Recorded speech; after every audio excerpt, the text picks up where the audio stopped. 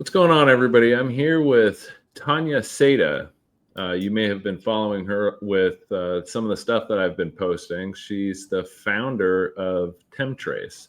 TEMTRACE is a financial strategy sort of expense management platform. And it was designed specifically to use crypto like blockchain with it. So drawing on her experience in navigating all the costs and structures for enterprise, she actually put in a provisional patent for her metagraph-based technology. She's got decades of experience in this area, and she's going to tell us more about it. But going back to the beginning, why don't you kind of let us know the history of how you came to be the sort of queen of expense management. Well, thank you, Daniel, and it's nice to finally meet you. And we get to do our interview, the first one together. That was quite an exciting way to go about it from an X poll. But here we are. I basically have been doing what I've been doing for 30 years. For those of you who have gone to my LinkedIn, everyone notices that before I got into technology, I was an epidemiologist, and I dropped out of my PhD program to pursue technology that never makes sense to people. So a quick story about that. How I originally got into technology was I was tasked back at Tulane School of Public Health to help the U.S. Army deploy satellites in different countries we were trying to get our educational results to, or training doctors overseas. And they were using traditional landlines that were buffering and they kept dropping. So we finally had to deal with the U.S. Army to go in and deploy these satellites. Well, no one from our school or university knew how to do that. So they're like, oh, Tanya, you just go try and figure that out. I had no idea what I was doing, but what I ended up doing for a year was working directly with the U.S. Army to deploy and procure satellites to countries we were trying to train doctors or get educational materials to. That turned into a fascinating process for me because I got to work with the carriers like AT&T to procure services, get them installed, made sure they were running, that they worked, that they could be operational when they needed to be operational, and ensured that they were billing correctly.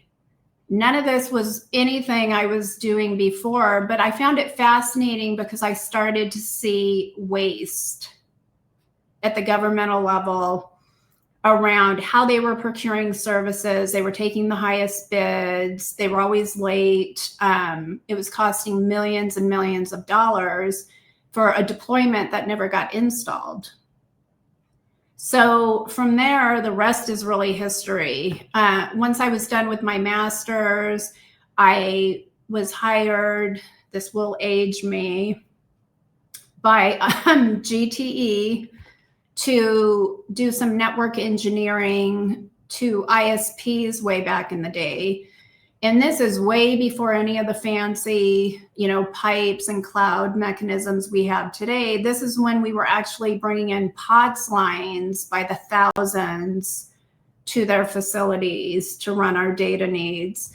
And so I started doing outside plant work. We started, doing builds to bring dark fiber in, to change that whole thing. Because what we would used to do is go into a building, they would need, 5,000 pairs of copper wires, and then there wasn't enough, and we'd have to dredge new ones in, and I would have to steal from Peter to pay Paul and go knock on the door of someone next door and say, are you using these? Okay, we're going to grab them. And they didn't even know what I was talking about, so it worked out. But fast forwarding, that got me where different CLECs back in the day were really wanting me to come in and help them set up their procurement departments and help with network engineering, which led to contracts and all the different regulatory arrangements that entails.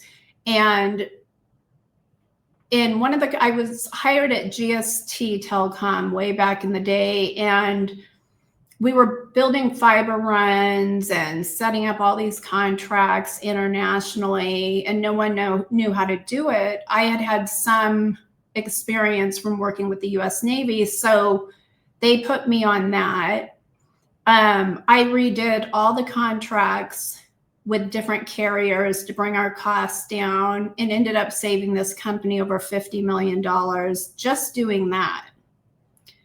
Then I started, just as a process engineer, going through the whole life cycle of how we order stuff, who's ordering it, where it's going, how is it being deployed, and then how is it being contracted and billed. After cleaning up all that, I think I was up to over 200 million in just cleaning up process and workflows. Mm-hmm. So then I was like, oh, I can go do this on my own and help companies. So I started my first company back in 98, where I created a SEAL Team 6 boutique consulting firm, and that's precisely what we did. I had my women and minority business license, and we could get on government bids. And, I hate to break people's hearts, but even if you do get invited to bid on RFPs through the government, you still have to win them. So you have to bring your expertise to the table. So I started to win a lot of the state awards, like State of Oregon, State of Washington, and that's how I got my name out in the consulting world early on. Then go ahead. Oh, no. Okay. Yeah, I was just going to say, if there was so looking back at all that experience, was there like a particular moment or maybe challenge that made you realize that utilizing a blockchain approach was probably the best way to go about stuff? Sure. So all of this, where I am in my decades long of work, was pre-blockchain. But I'll fast forward to just about 10 years ago. This is where I was introduced to Benjamin Diggles of Constellation. I had a small crypto education program for kids in the Portland area, and Benjamin and I were both living there back then.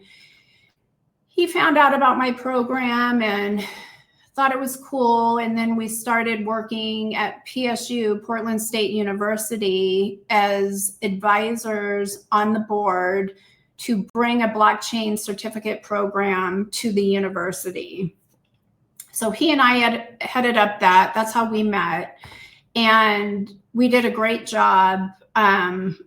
We set up the department.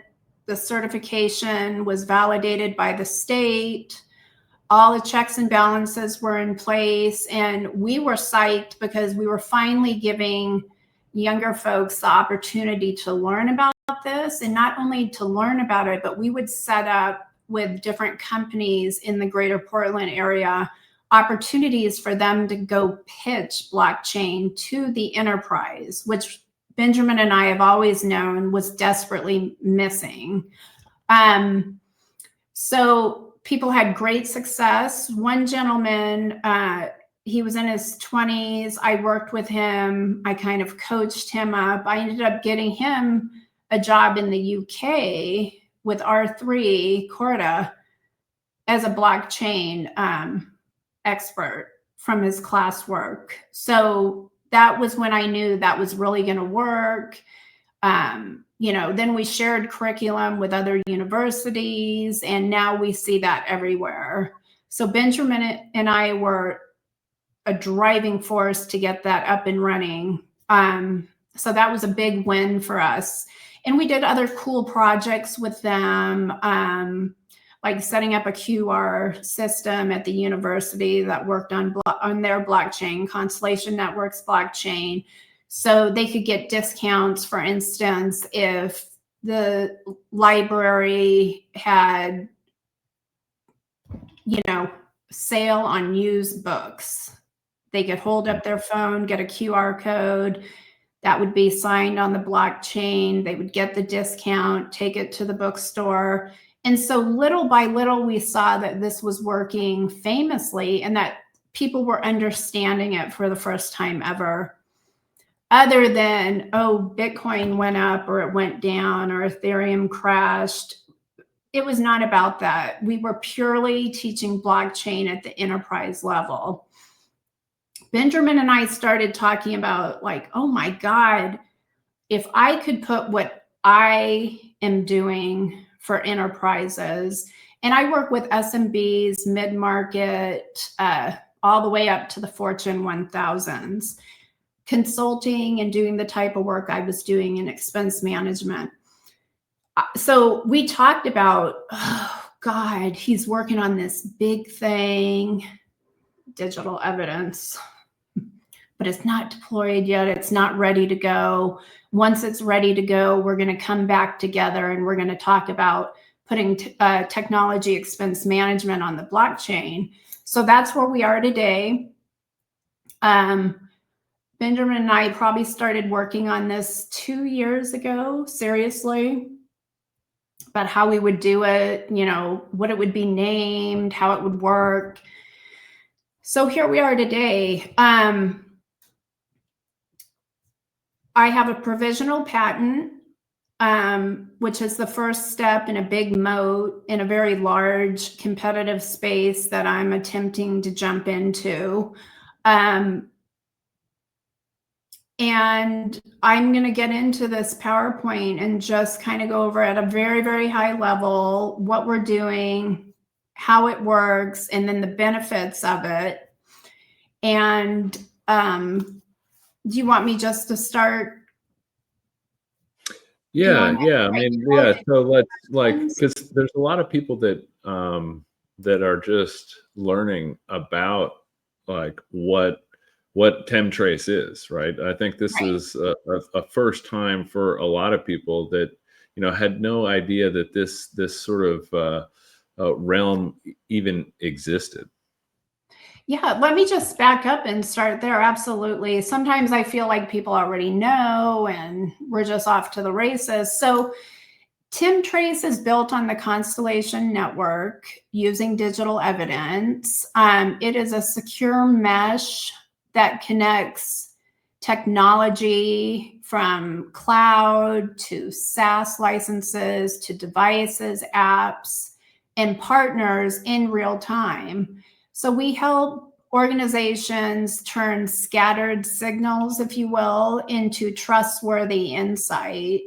Part of the beauty of the platform is it cuts down decision time from, what takes an enterprise 3 to 5 weeks to minutes to get the reporting at their fingertips.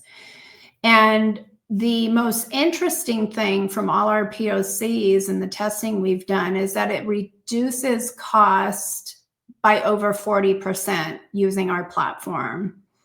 And by doing so, it unlocks new revenue from data that's already generated. So you can literally start monetizing data you never even thought you had before.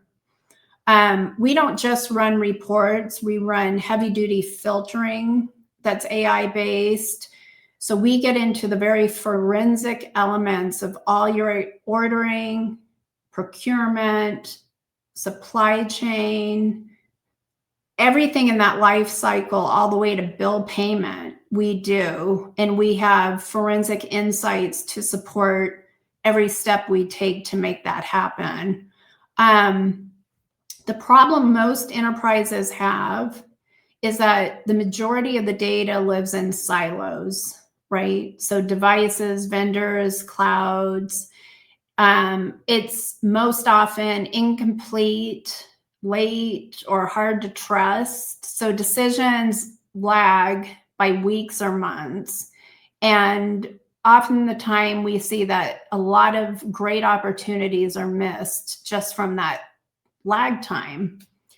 So what we built was a distributed zero trust fabric that ingests telemetry at the edge with cryptographically notarized details, or in our world, fingerprints, that enrich the context within the base of our platform and streams verified signals to whomever needs them. So if you're, in IT, if you're in HR, if you're in AP, you're getting all those filtered reports at a forensic level to help speed up your job. And that's secured then with governance in a chain of custody library that can be customized to each client and tied to bill pay, with verified proof that everything in the system has been vetted, notarized, signed, sealed, and delivered to the back end at bill pay. Because in between all those steps in the life cycle are typically errors, and people are losing, trust me when I say millions and millions, hundreds of millions of dollars annually on the missed opportunities that now we will be able to catch. A typical question I get a lot is, who does this help the most? I would say ops and engineering. I get pulled in to do manual root cause analysis on a lot of different problems within an enterprise. So this tool now helps ops and engineering, because RCAs now we can isolate and there's fewer incidents across the board. I work with a ton of CPOs, product and growth managers. They love the feature of usage trust and like faster POCs, so that they can see what strategically they want to move up scale on the roadmap for an enterprise is going to work. Lately, I have been doing a ton of work around compliance, security, and regulatory work. What TEMTRACE offers is, because everything that goes into our system is notarized. If you were, for instance, an IT manager that was going to spin up, for an example, an AWS cloud service, if your digital fingerprint doesn't match, that you have the capability to order this circuit, that circuit won't be ordered. So our platform literally eliminates fraud before entry into the system, which is so needed right now.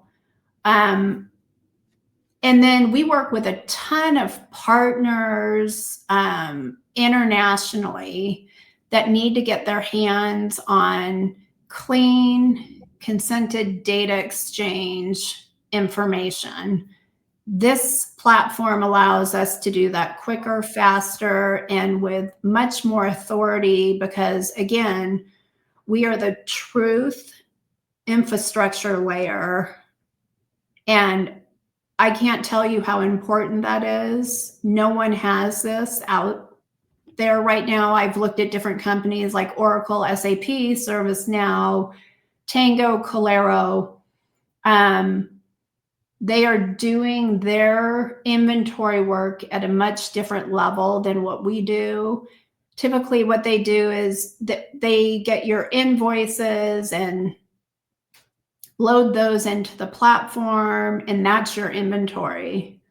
Well, if you go through a merger or acquisition and you don't have the bills of that company you just acquired, they're not going to be in the system. What happens when they're not in the system? They're not reported on. So then it creates this horrible mess. What we do at TEMTRACE is we build inventory with real-time data like EDI feeds from the carrier, CSRs, and we create the inventory from those forensic elements, we tie that inventory directly to invoices for cross-referencing. And then we connect those further to each contract, sub-addendum. So literally you can find in our system in the chain of custody record library, if you need to disconnect, for instance, an S3 bucket in Ireland that you spun up for a marketing blitz, all you have to do is go to the Explorer, type it in, and it'll show who ordered it, when it was ordered, what the rate is, what contract it goes to, all the components or billing elements associated with that invoice, and then we disconnect it for you. A lot of times people don't understand the environment that the carrier invoices a client. So I'll use MPLS for an example. If you have an MPLS circuit with Verizon or AT&T or Lumen, what you'll see is an invoice for a circuit, some taxes, surcharges, and fees associated with that. But then there's a secondary bill for the port with taxes, surcharges, and fees. Then depending on the carrier, there could be a third bill for class of service, taxes, surcharges, and fees. What the majority of people don't understand or know is that you have to have all 3 or 4 invoices in some cases disconnected for the full disconnect to happen. TEMTRACE houses all that information that's been notarized at the beginning. In the chain of custody record system, all of those pieces will be brought up like a dummy blueprint. You got to disconnect the circuit, the port, the class of service. In some cases, there'll be a spinoff bill just for universal service fees or tax or fees. You have to collect all those and disconnect them to make that action appropriate and end the billing. So that's a wonderful thing that TEMTRACE does. The impact that most people are reporting back to me on so far is that, our customers are diminishing their data prep time by 90%. That data prep time could be anything from like legal prep or audit prep for SOC compliance or HIPAA compliance. And you can't put a price tag on eliminating 90% of your time. So that's the one thing I love about this, because as Daniel has mentioned, I do a lot of manual work. So I'm going to be saving 90% of my time, which is amazing. I would say the core benefits of the company are the trustworthiness of all the data that's captured in the platform. It's a tamper evident lineage and governance proof, which no other system today has. The speed of the edge processing combined with like streaming pipelines and real-time decision-making is an enormous win for any enterprise.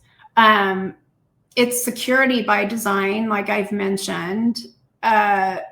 It definitely is a lower TCO than any other model out there.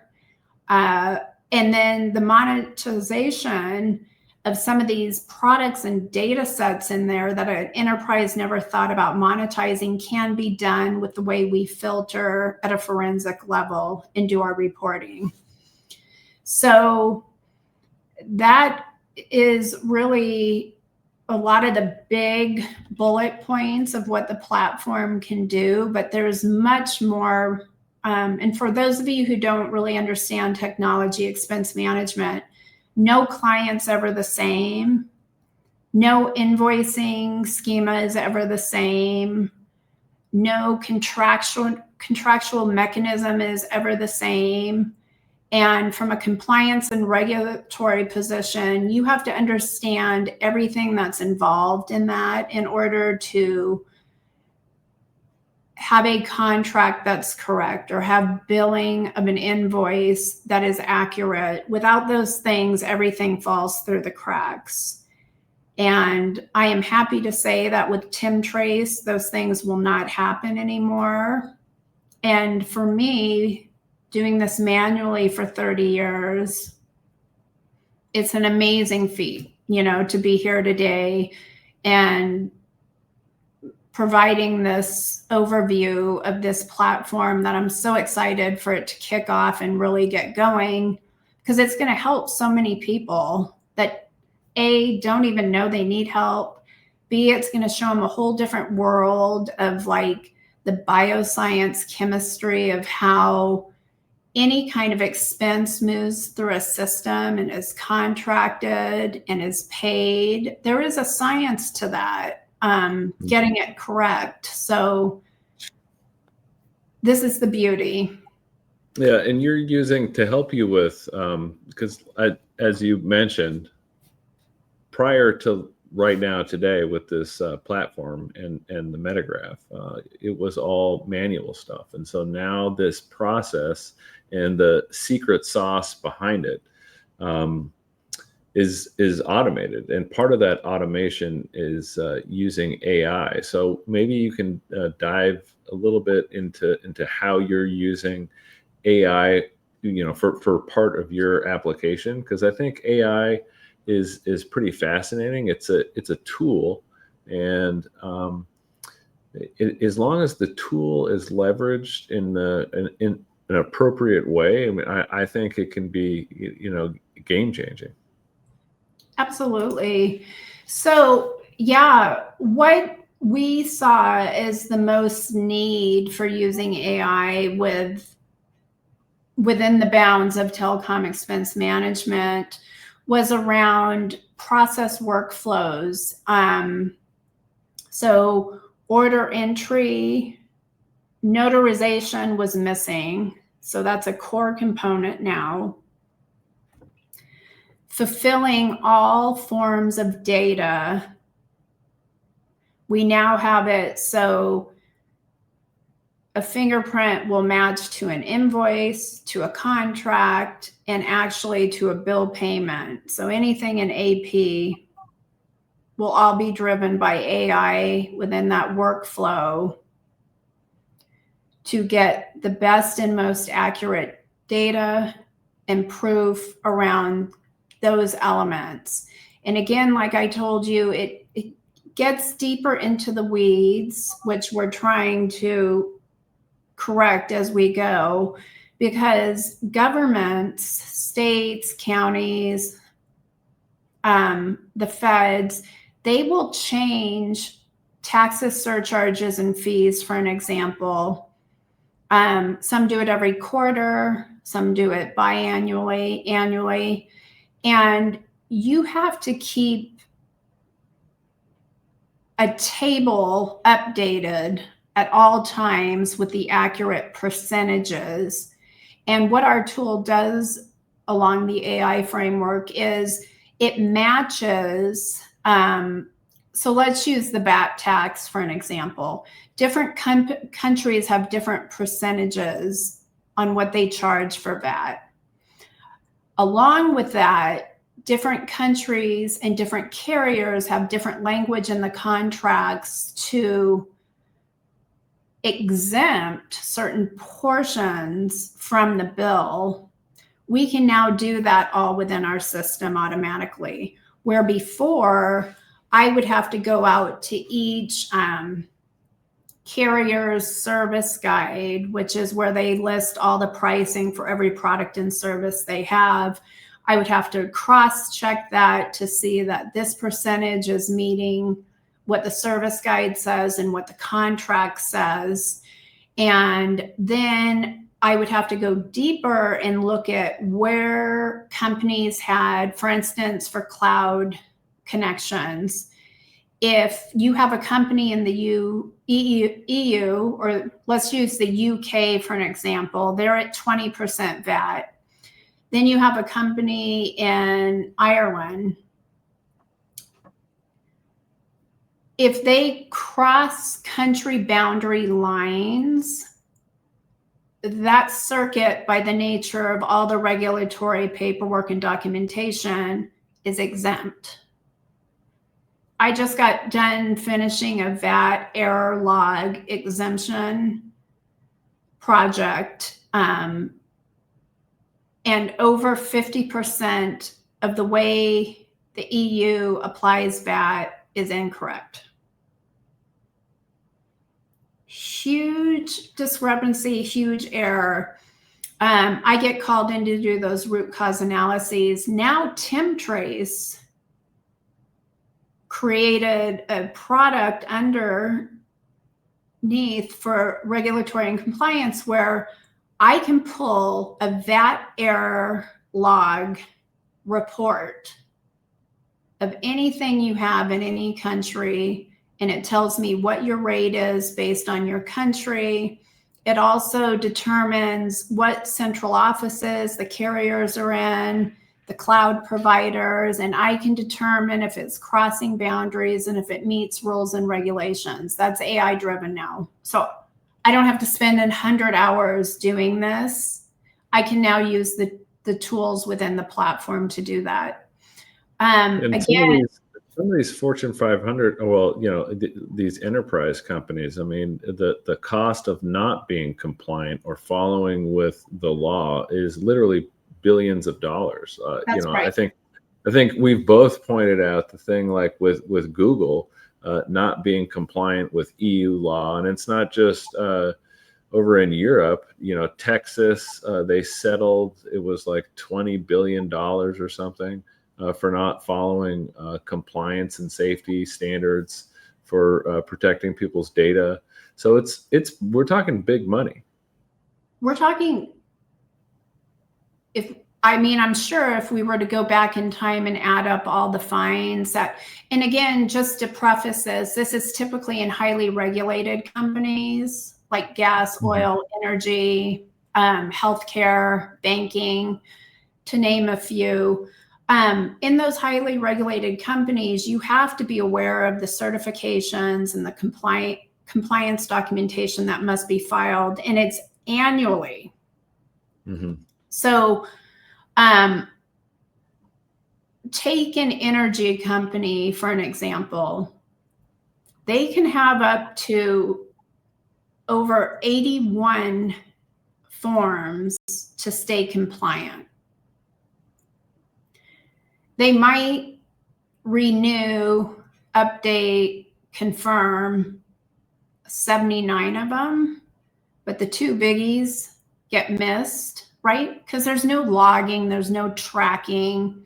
It's just the tax department saying, check mark here, check mark here, check mark here, with no cross checks, right? So in this one case, I worked on this one and found that they were missing 2, and that cost them $20 million in fines because they were 5 days late. And that's just one company. That's one company. And, you know, it could be millions if we were to add up. Yeah, and for people that are listening right now, I really recommend everybody follow along on LinkedIn, because you publish a lot of these case studies, and the numbers are pretty mind-boggling. I think you did publish one of the ones on energy, but like the one that I got pulled up right now is healthcare, and healthcare is another area that I'm pretty fascinated in, because there is a lot of money there because of all of the data that people have on you. And a couple of years ago, I pointed out to people about this opportunity and the fact that both Amazon and Google were stepping into the healthcare arena. Yeah, like Amazon has like this whole healthcare platform where you can just do everything online. I mean, there's a lot of money in healthcare. And in this particular, maybe you could walk down this particular case study that you. So I believe that one, this particular healthcare company had their main vendor was Microsoft Azure, right? So I was brought in because they're like, Tanya, our costs have skyrocketed. We don't understand why. We're missing some contracts. The invoices are everywhere. No one knows who's on first, who's on second. So basically what I had to do is go through and do an audit, right? Or a spend analysis. And what a lot of companies do is they'll do an audit or spend analysis, or there's a lot of cloud providers out there like CloudWatch or CloudZero that offer optimization services. Where I get pulled in is to answer the question of, oh, this is cool. They showed me where I can optimize everything, but then what, right? Then what do I do? Because they just handed the baton back off to me. So, you know, in this case, I had to go through, and I don't have it obviously written in here because it was much more detailed, but this particular customer, I identified over, memory serves me correct, like 70 different VMs that were deployed across multiple regions that they forgot to shut down.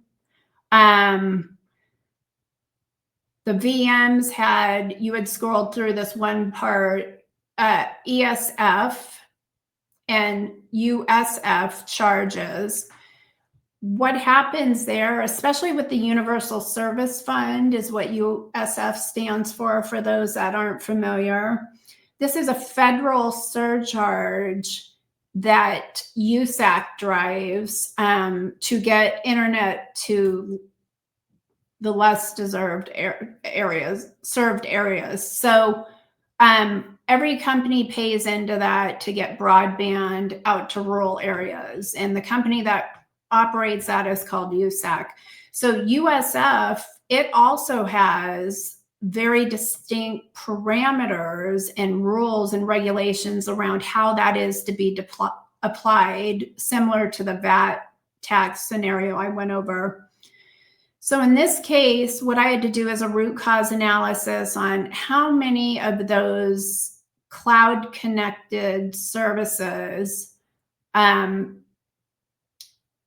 an applied USF charge, which right now in this quarter, for the first time in history, it's as high as it's ever been at 38.1% of your invoice, which is alarming in and of itself. So when I went through and I did the root cause analysis and I started to see a pattern of, okay, they exempted these 6 circuits because of how it was ordered and applied throughout the whole life cycle, and we do all those matches.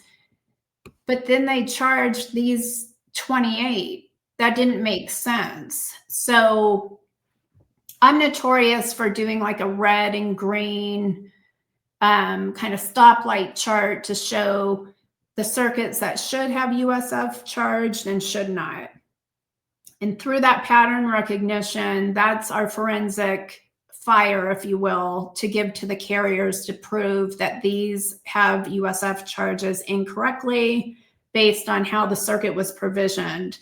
This goes back to the ASR, and that's a documentation that how the circuit's ordered, right? So there was tremendous savings. You had it up. It was like over 40% just in USF. And I mean, all of us can do the math. When you're turning down 70, VMs, and I think there were 6 S3 buckets internationally for a marketing blitz, for robotics training, for doctors. When you get all that money back, it does such a great deal for the hospital itself. Speaking of the robotics program, one of the hospitals I worked with, you're showing that case study, I just can't mention the name. They were trying to get a robotics program up and running and deployed internationally, so their doctors didn't have to travel back and forth, because that's a heavy cost too, sending a swag of doctors overseas to do training, hotel expenses, and then getting them back. So all the tax money I saved went into that robotics program. So now they don't have to send doctors. They can afford to deploy it and have it up and running. So I love helping people at that stage and getting money back. It's part of the fun I have as a nerd, just hustling down money for people. But the beauty of TEMTRACE now is that with the AI, the machine learning, and all the triggers and filtering we do, the IP is now built in there, right? So it will be a beautiful thing for most people involved using that platform. They won't have to hunt and peck for information. Everything will be at your fingertips. Yeah, and you've got it all. You posted this too, I think, the other day about like a calculator, just to give. Yeah, so maybe like walk through a little bit like what people are looking at here, because I mean, it's kind of mind blowing, just the numbers that you're able to save. Yeah, so the particular case study you have up was for a natural gas company that has international reach. And my job was to optimize, benchmark, and audit their ecosystem because they were alarmed by how much it was costing them based on what they had. So I have mentioned many times before that a lot of my work for most of my career has been manual. So we decided to create, I basically sat in a think tank with people asking me questions to develop these calculators that you're showing. And believe it or not, and it's embarrassing for me to say, but yes, I was doing it manual for the better part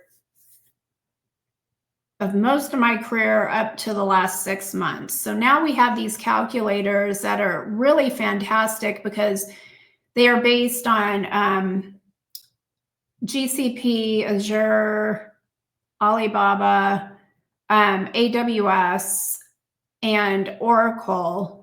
It has all the different kinds of pricing and mechanisms in these calculators. And you can put in, for an example, the first one, I can't really see very well, but I think that's the interconnection in the fabric calculator.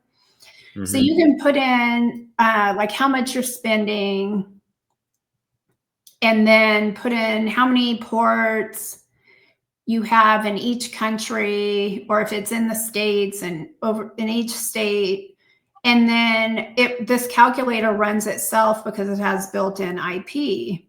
So one thing you can't see right now is you can move up and down what you want to see. So if you have, if you forgot, like, oh, I don't have 12 ports, I have 22 ports, really easy to change. And then it obviously does the math automatically. If you, the next one I think is compute. So if you have a lot of private compute, different areas running different speeds, you want to see if the gigabits you have or what have you are matching the price in the contract. You can do it from this calculator. And a cool thing to mention here is that once the calculators are populated, this would be done at the beginning of an engagement for a company that's interested in technology expense management. We would do the audit and optimization first and foremost, because if you put bad data in, you get bad data out. So a lot of platforms are just housed with inaccurate data, unfortunately. So these calculators, once they're done with their thing, it matches to the site, to the contract, to the carrier, to the service in our TEM platform. once it's in there, it just keeps learning, right? Now you have this. And then if it's a benchmarking exercise, what it does is it sends an alert within the platform to say, hey, you can save, in that case, what is 30% or 18% on the fabric or the compute. And so it gives you like a little red flag. Then you can work with your partners, like channel partners, and say, hey, I need you to send me 3 or 4 quotes for this. You get those back for the customer, and then we can start a new contract. If they want to stay with the same carrier or move, we do all that work. I guess I should let you know that our company has over 80 people that still offer white glove service. So although you might be interested in the platform or these calculators,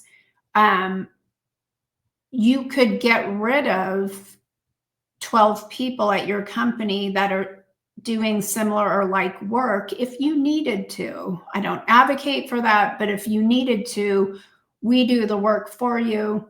That's included in our monthly fee. And for instance, like Oracle, SAP, ServiceNow, Salesforce, you can use their platform, but you still have to do the heavy lifting, the work. The amazing thing about TEMTRACE is we do it all for you, nuts and bolts, right? We're managing the platform, and we're also doing the heavy lifting around all the MACDs. For those of you not familiar, that stands for moves, adds, changes, and disconnects at the carriers. We do that all on your behalf. You never have to touch anything. You just send us an email, or in the portal, you send us a chat, and then we're off to the races. Nothing gets changed without your permission. So once we do the heavy lifting, we get you the quotes, we set up a call with you, we go over it.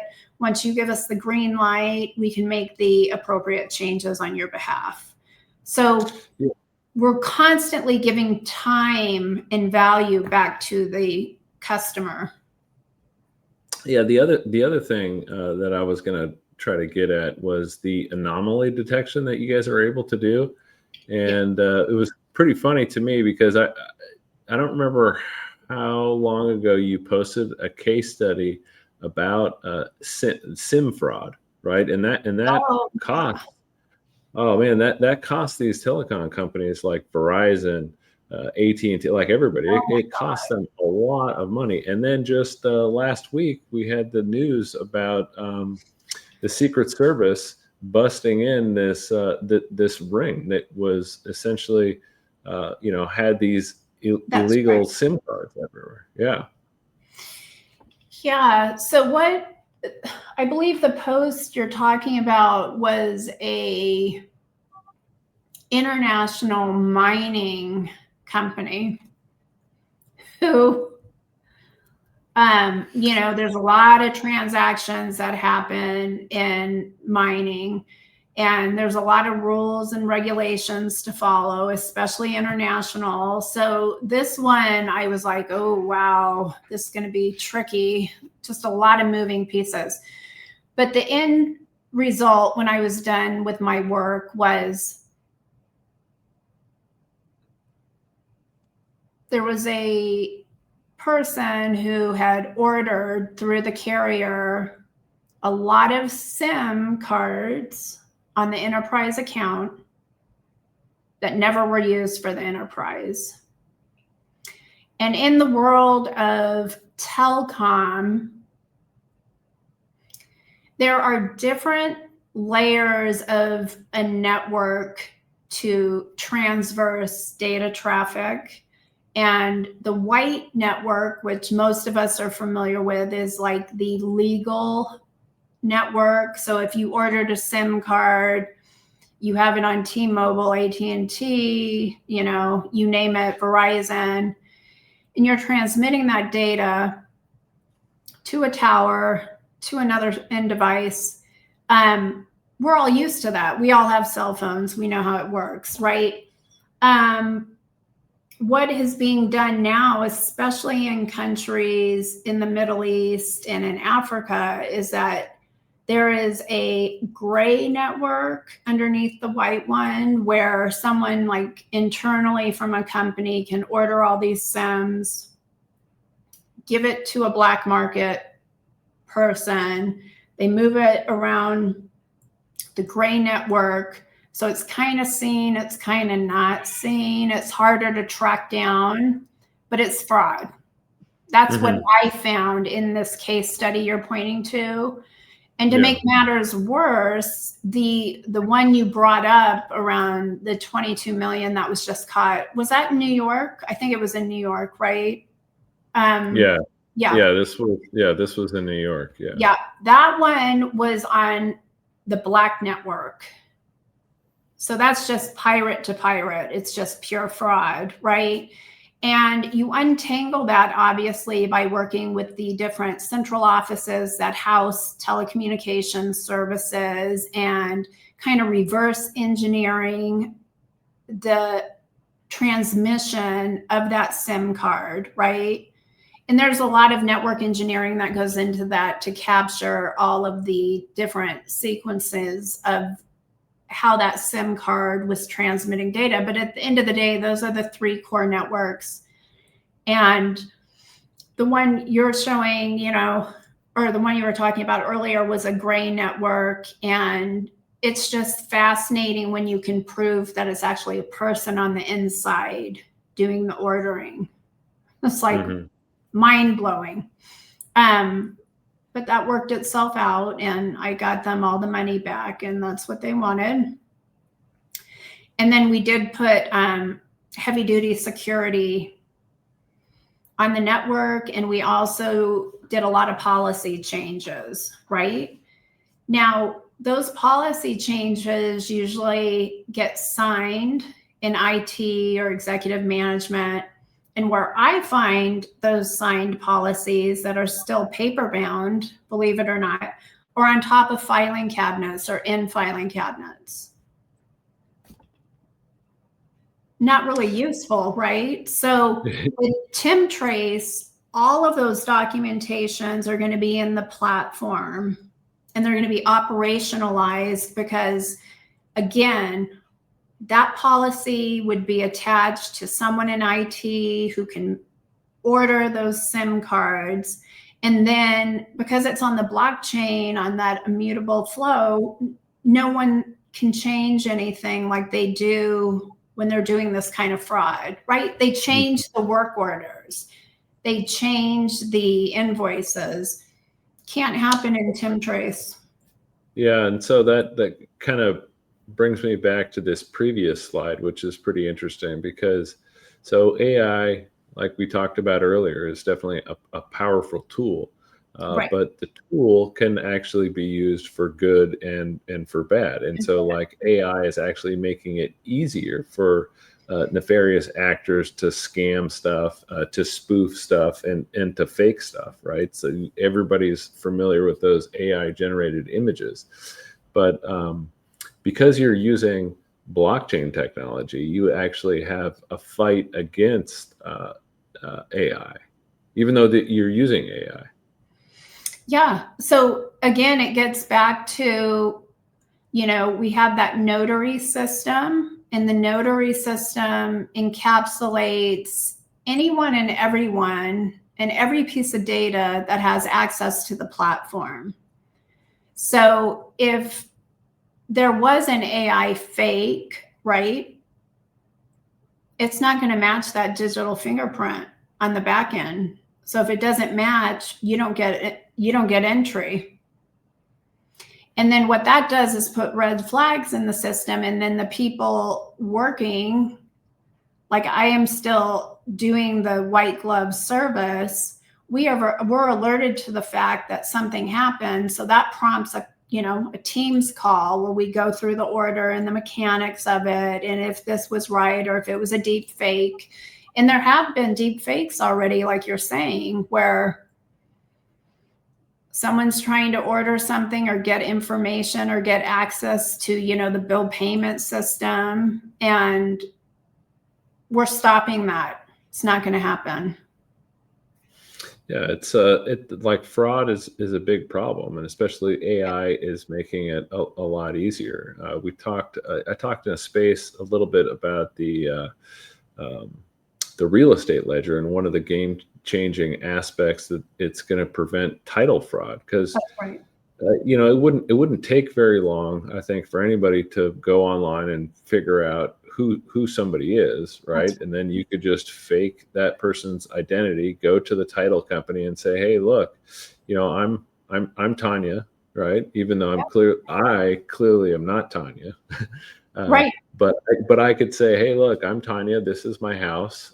Here's the proof, and then bam, I literally have your title, the legit title, and I sell your house from under you, and that's a massive problem. That is a massive problem, and yeah, the work Ed's doing over there is fantastic, and it's following very similar guidelines to what we're doing for technology, right? So to take that a step further in TEMTRACE, companies will order tens of thousands of cell phones for their employees, right? And it all has to be managed and monitored and all that good stuff. But now some of those companies are deploying biometrics, right? So think of the biometric security focus for each cell phone, similar to like my phone. If someone wants to change anything on my phone, you have to go to like an AT&T, show my ID, make sure it's me.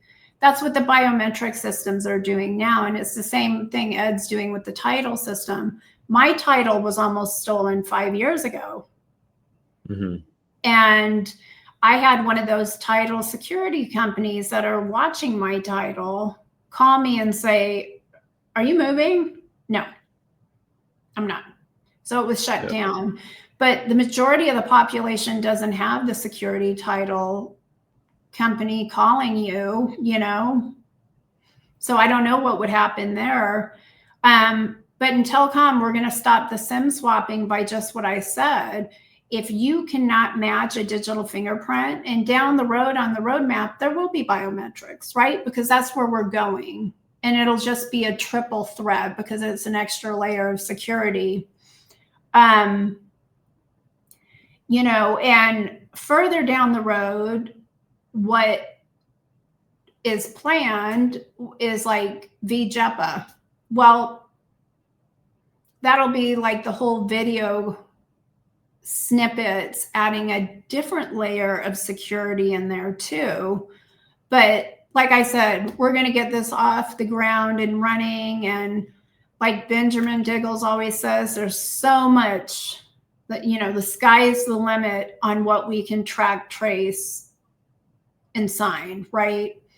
And that's really where my excitement is thinking of everything we can do in every vertical. I sit on the executive board at Constellation. I'm a strategic advisor there.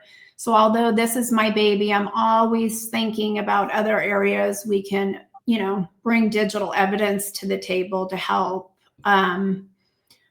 And the majority of the population just doesn't understand the power of digital evidence, nor TEMTRACE yet, because it's such a mind blow when you get into the nuts and bolts of it about capabilities, security, what it can handle, what it can stop, that it is truly amazing. And I'm just really excited that this is finally built and it's operational.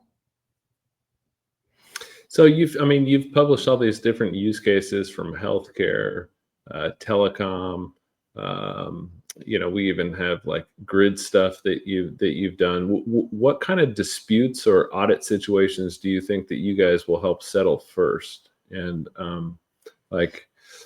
yeah. So that's a great question. What's interesting about that is sometimes you got to start with what you have, right? And where you are. So for instance, what I mean about that is, so there are a ton of customers already using TIM, right, in our platform. So it's like, what will be the hot button for them to finally be like, oh my God, we need these bookends. We need a notary system in the chain of custody library, making data immutable for that proof mechanism, right?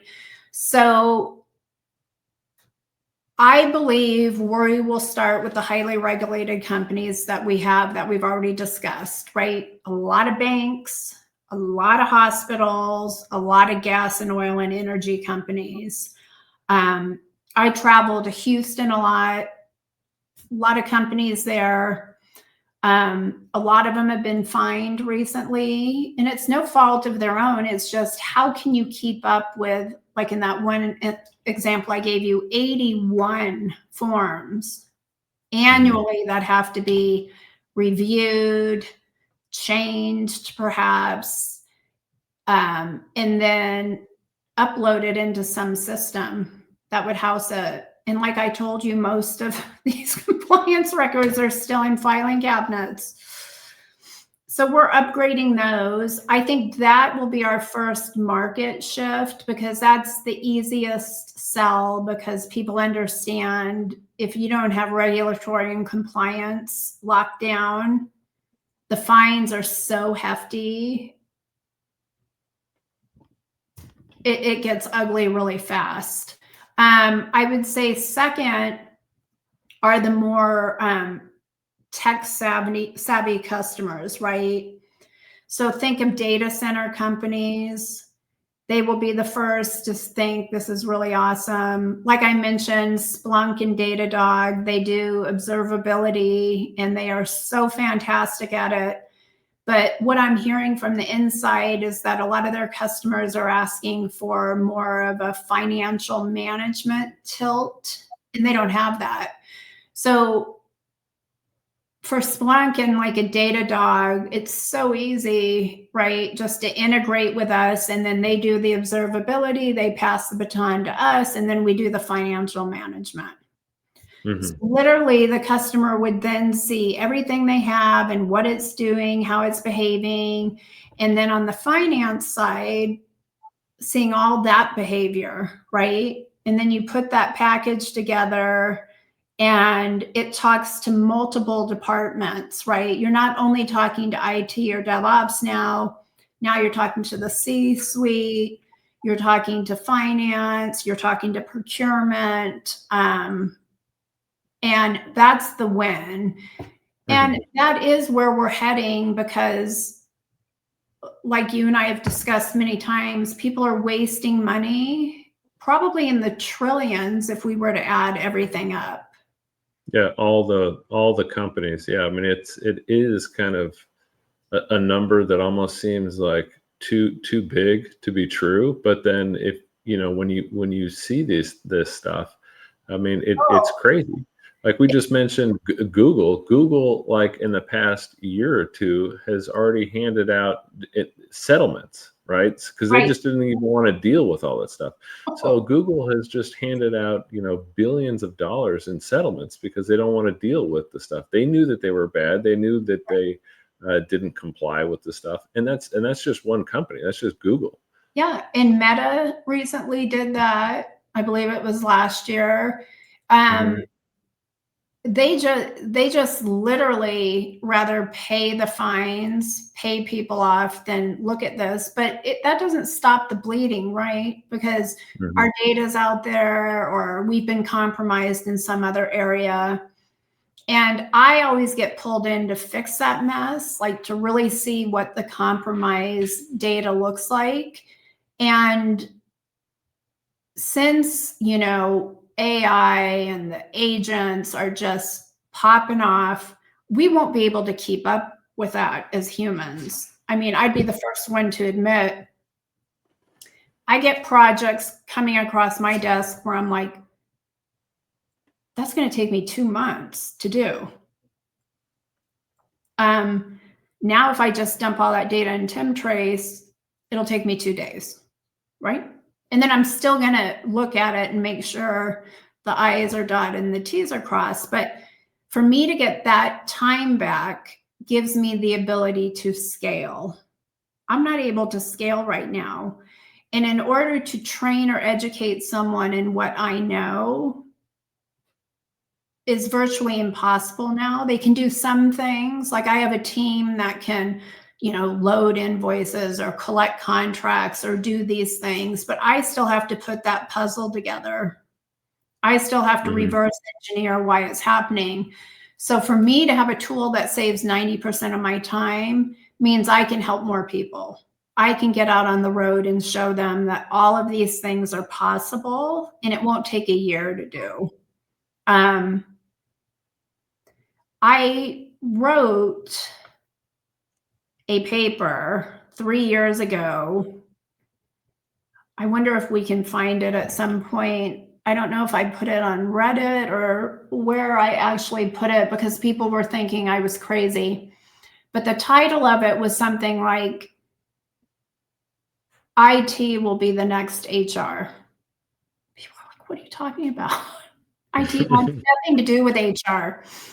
And I'm like, I know they don't, but they're going to be the next HR because as we need to track AI agents, HR doesn't know. They're like, what's an HR agent? I don't know. An AI agent. They said, I don't know. So I took that in mind and built that in TEMTRACE. So now we can automatically flip a switch to make IT become HR for AI agents. That's huge. In the way go ahead. Yeah, so you can manage all these different AI agents, which is pretty fascinating to think about because every one of these companies is so just the AI agent specifically. I posted about this the other day. I think it's Oracle and yes.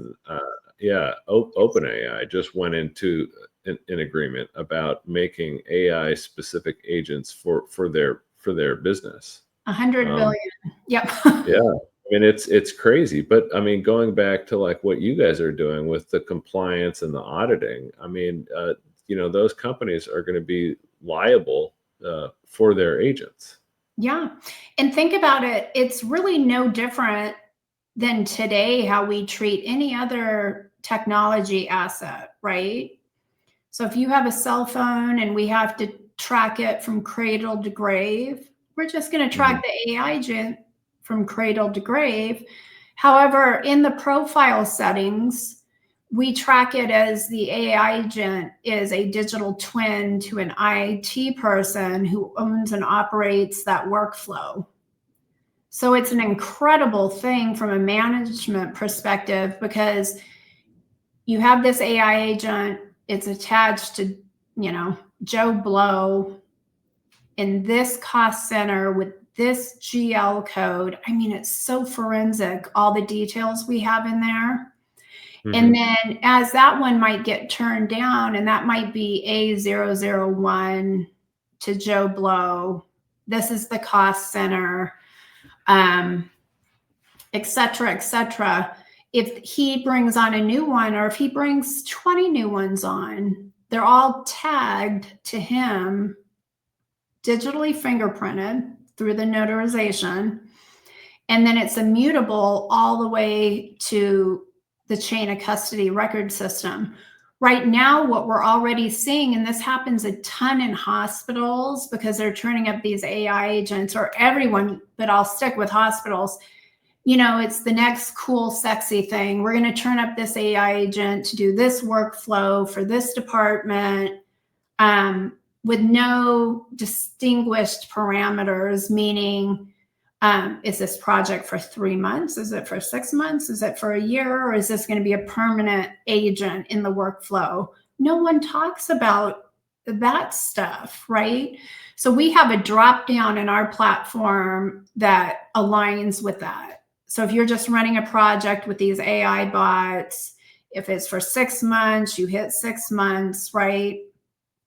And it goes through its life cycle. And then we're able to disconnect that at the end of the project. If you don't do something like that, I have seen in radiology, for an example, where they have AI bots helping look at films, right? Well, they forget that they have them, or they forget they needed to use them for some educational setting program. And then you're paying for like 16, the one I saw was 28 AI agents that they only used for 6 months, but it was still billing. And then if you go further down the rabbit hole, you notice that because so many people, carriers and vendors themselves, don't understand the nature of AI or the legal ramifications of AI, they don't know if you can exempt certain portions of that by using it an agent to read films, right? Or do something else in the hospital environment. So we have to start educating ourselves. And again, this is in TEMTRACE, but as a society, we have to educate if we're going to be selling AI. If you give a customer a contract, you better know what it means, what it says, and be able to go over the exemptions based on how that AI agent's operating within the framework of that company. So it's much deeper than just surface. Let's talk about AI agents. It's very complicated when you get into the weeds of all the necessity. So it gets down to verbiage in a contract. How you're calling out stuff will give you a full exemption from a tax perspective. I do a lot of contract compliance work. So I'll get pulled into law firms just to help them understand the technology so that they can write better contracts for their customers. And I have built that into the platform. So once it gets going and it really takes off, it's going to be so incredible. I'm excited. Because we're at the top of the hour a little bit. So what's the next steps for you guys? Yeah, so right now we're done with the POC and the testing, and we are just going to start launching. We're launched, and part of my job right now, since I created this, is I've been doing a road show. I've been going out to a lot of different companies and explaining what it does, how it does it, and why it's important. So I'm doing a lot of sales, which I don't necessarily do. But everyone I'm talking to, the beauty of it, and this is for everyone in the blockchain enterprise space, is that people are finally starting to understand the importance of having a platform like this. So we have a few customers queued up, and then I told you we have existing customers, and we'll probably start with the regulated customers and showing them the importance of having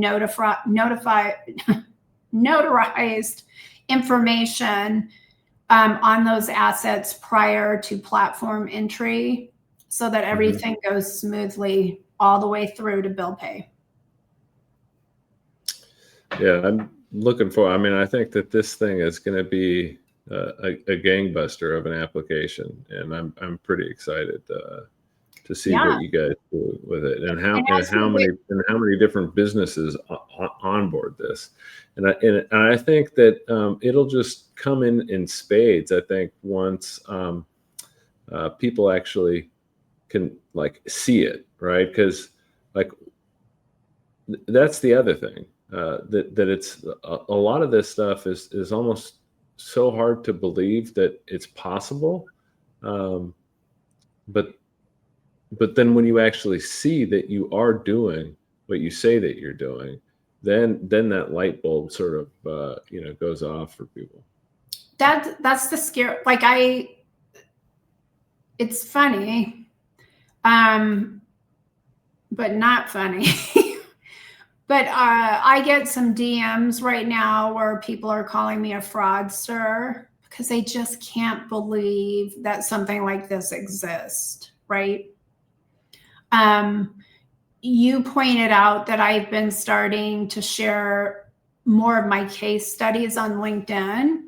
I'm doing that. It's kind of a twofold, right? Showing people what's possible and then hoping as I work my way out that I'm educating people. I'm actually giving you gold. If you take time to read those case studies and you're in procurement or sourcing, supply chain management, and you're responsible for keeping spend under a certain threshold, I'm giving you gold, right? And I'm giving you a blueprint of where to look in contracts. I'm giving you a blueprint of how things are broken based on my RCA research. And yeah, like you said, once I can get back on with you and do a demo and run you through and a customer from A to Z and get into all the nitty gritty, your mind will be blown. You'll be like, oh my God,